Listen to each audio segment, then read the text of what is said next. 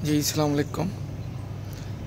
ये मेरी 513th यानी 513वीं एपिसोड है। उम्मीद है आप लोग खैरियत से होंगे। मेरा चैनल सब्सक्राइब करें, लाइक करें, दुआओं में याद रखें, कमेंट्स भी लिखें, दोस्त अहबाब को बताएं। इस एपिसोड में फिर एक अछूता टॉपिक है, मज़ेदार है, मालूमाती है, क्योंकि टीवी टॉक शोज़ और आम महफ़िलों में इसका ज़िक्र बहुत कम होता है और वो हमारे पढ़े लिखे नौजवान जो आला तालीम के लिए बैरून मुल्क जाते हैं, वैसे भी जो यूनिवर्सिटी कॉलेजेस हायर एजुकेशन के जो टॉप 10 होते हैं स्कॉलरशिप वाले, वो कहीं भी अप्लाई करें, उन्हें फॉरेन कंट्रीज़ वाले, यूरोप, ऑस्ट्रेलिया, अमेरिका, वो विद स्माइलिंग फेस उनको वेलकम करते हैं।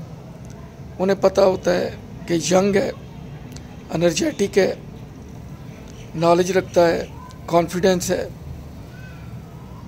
क्योंकि अगर वो उसे अपनी यूथ से कंपेयर करें तो जिस तरह की वहाँ कबागतें हैं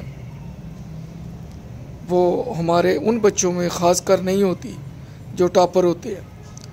उन्हें पता होता है कि ये बच्चा नीट एंड क्लीन है, क्योंकि ये मेरिट पे है। तो मेरिट पे वही आते हैं जो ज़ाती ज़िंदगी में भी किसी भी अलाइज से यानी वो स्टेनलेस होते हैं। उनको स्कॉलरशिप के नाम पे या आला तालीम के नाम पे वेलकम किया जाता है। वो बच्चे वहाँ चले जाते हैं, फिर उनको कुछ घंटे काम करने की आज़ादी होती है ताकि वो अपनी पॉकेट मनी मैनेज कर सकें। ज़ाहिर है वो बच्चे तालीमी मैदान में तो वाकई काबिल होते हैं, लेकिन सोशल लाइफ में अभी तक वो इतने पुख्ता नहीं होते।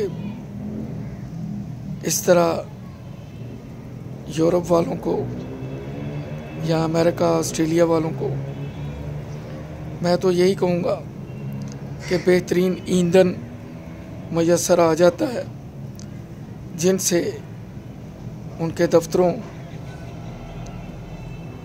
और बाकी जो प्राइवेट सेक्टर हैं उनका चूल्हा जलता है। बाकी जो बेचारे नकम्मे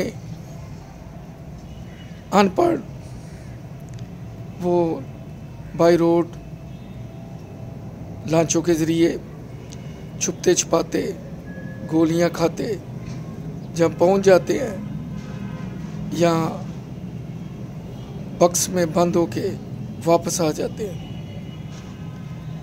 जहाँ हम रोज़ शोर करते हैं कि हमारे मुल्क से डॉलर बाहर जा रहे हैं, मनी लॉन्ड्रिंग हो रही है, गवर्नमेंट कभी ये नहीं कहती कि टैलेंट की लॉन्ड्रिंग भी होती है। गवर्नमेंट को सिर्फ इतना होता है कि जो भी बच्चा जाएगा, जब वहाँ जाके पार्ट टाइम जॉब करेगा तो घर कुछ ना कुछ पैसे ज़रूर भेजेगा। इस तरह हमारे ज़र मुबादला के ज़खायर में इजाफ़ा होगा। दूसरी तरफ वो ये नहीं सोचते कि जो हमारे होनहार टैलेंटेड तालिब इल्म है वो अपना वतन छोड़ के जा रहे हैं, क्योंकि 100 में से 90 वहीं बस जाते हैं, बड़ी मुश्किल से 10 वापस आते हैं। फिर वहीं पे अक्सर की शादी 50% की वहीं हो जाती है। जो बाकी रह जाते हैं वो भी यहाँ आके शादी करते हैं और अपनी दुल्हन को वहाँ ले जाते हैं। फिर आगे उनके बच्चे, उनकी फैमिली, फिर 10, 15, 20 साल बाद वो वहीं का होके रह जाता है, क्योंकि उसकी बीवी उसके बच्चे पाकिस्तान आना पसंद नहीं करते। जिस तरह की यहाँ एनवायरनमेंट है, बिजली, गैस, सोशल प्रॉब्लम, डेंगू, ये सब चीज़ें उनको मजबूर करती हैं कि सिर्फ वो समर वेकेशन में आएँ, वो मुश्किल 10 दिन गुजारें और चले जाएं। फिर कुछ ऐसे भी होते हैं जो वहीं पे शादी कर लेते हैं, जो वहाँ की लोकल लड़कियाँ होती हैं। उनकी कॉम्प्लिकेशन आगे चल के बहुत ज़्यादा होती हैं जब उनके बच्चे 12, 13, 14 साल के हो जाते हैं। तो ये बहुत लम्हा फिक्री है, क्योंकि हम अपने इर्द गिर्द फैमिलीज़ में देखते हैं कि जो बाहर गए थे सुनहरी सपने लेके, माँ बाप बहन भाइयों की खिदमत करने के गरज से, अब वो वहीं के होके रह गए हैं। औलादें वहीं पे जवान हो गई, कहीं पे किसी ने वहीं पाकिस्तानी फैमिली में शादी कर ली, किसी ने पाकिस्तान आके कर ली, किसी ने फॉरेन नेशनल से कर ली। इस तरह मुल्क से उसका रिश्ता समझें कि कट गया। जो अगली नस्ल है उसे ये भी नहीं पता होगा कि चबुर्जी कहाँ है, मुगलपुरा कहाँ है, सियालकोट में खादम अली रोड कहाँ है। और अगली से अगली नस्ल शायद पंजाबी और उर्दू ज़बान का उससे दूर का भी वास्ता ना हो। आबा अजदाद की कबूर, आबा अजदाद के मकान, उनकी गलियाँ, वो बहुत दूर जा चुके होते हैं, जहाँ से उनका वापस आना मुश्किल होता है। क्योंकि हमारे मुल्क में जॉब्स नहीं दी जाती, वहाँ पे भी चंद ख़ानदानों का कब्ज़ा है, कुछ मेरिट है, कुछ कोटा है, और टैलेंट बेचारा यहाँ धक्के खाता है, या फिर किस्मत अच्छी हो तो फ़ॉरेन चला जाता है। और फिर जो हो रहा है वो वही होता है, क्योंकि वहीं से फिर कुछ पढ़ लिख के आते हैं और वो पैराशूट के ज़रिए आते हैं। चूँकि उनकी तरबियत, उनकी ग्रूमिंग, उनका वे ऑफ टॉक, बिहेवियर सब फ़ॉरेन जैसा होता है, तो यहाँ आके जो माइंड लेके आते हैं, जब यहाँ के लोगों पे अप्लाई करते हैं तो एप्लीकेबल नहीं होता। हमारे बुज़ुर्ग कहा करते थे कि जब 1947 में ब्रिटेन ने वाइंड अप किया है सब कॉन्टिनेंट से, बरसगीत से, तो उन्होंने जितने अपने इधर हायर पोस्ट पे लगे थे इंडिया पाकिस्तान में, ज़ाहिर डिप्टी कमिश्नर थे, डिप्टी सेक्रेटरी थे, और बहुत से ओहदे डायरेक्टर थे, सब पे गोरे बैठे हुए थे। जब वो वापस गए तो उन्होंने सबको नौकरी से फारिग कर दिया। उन्होंने कहा कि आपकी तरबियत हमने ग़ुलामों पे हुकूमत करने के लिए की थी, अब आप अपने मुल्क आ गए हैं, आप पेंशन लें, घर बैठें और बाकी लाइफ एंजॉय करें। टॉपिक से रिलेटेड ही ये भी बातें थी। शायद आपका नॉलेज इस बारे में मुझसे ज़्यादा हो, लेकिन ये बड़ा टची मैटर है।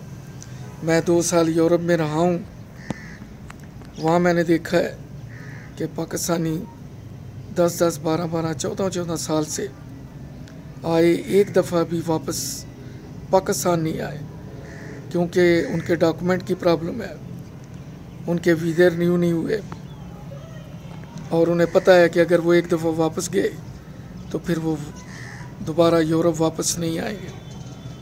मैं सोचता हूँ कि उनके वालिदैन ने कितने सपने सजाए होंगे, उनके इंतज़ार में भी सजनियाँ बैठी होंगी, लेकिन जिस रंग में वो रंगे हुए हैं यहाँ रहने वालों को नहीं मालूम, जो मैं अपनी आंखों से देख के आया हूँ। ज़रूर जाना चाहिए बच्चों को हायर एजुकेशन के लिए, लेकिन कोशिश करें कि वो अपने मुल्क में वापस आके अपने मुल्क की खिदमत करें। मिडिल ईस्ट में कोई 40 साल भी रहे तो कोई परवाह नहीं। वहाँ तकरीबन मैं मिडिल ईस्ट में 18 साल गुजार के आया हूँ। वहाँ जो पहले दिन जिस तरह जाता है वो 40 साल बाद भी उसी तरह का होता है। ऐसे ही है जैसे कोई किसी के घर में मेहमान जाता है।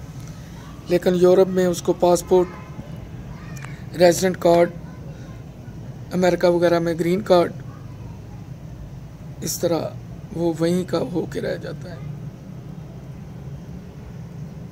हमें इस बारे सोचना चाहिए कि हमारे कितने चमकते सितारे, कितने ब्रिलियंट ब्रेन, उनका ड्रेनेज हो जाता है हमारे कंट्री से, जिन पे माँ बाप ने लाखों रुपए खर्च किए होते हैं। वो दूसरे मुल्कों में जाके बस जाते हैं, वही उनका फ़ायदा उठाते हैं। इजाज़त दीजिए, किसी अगले एपिसोड में फिर मुलाकात होगी।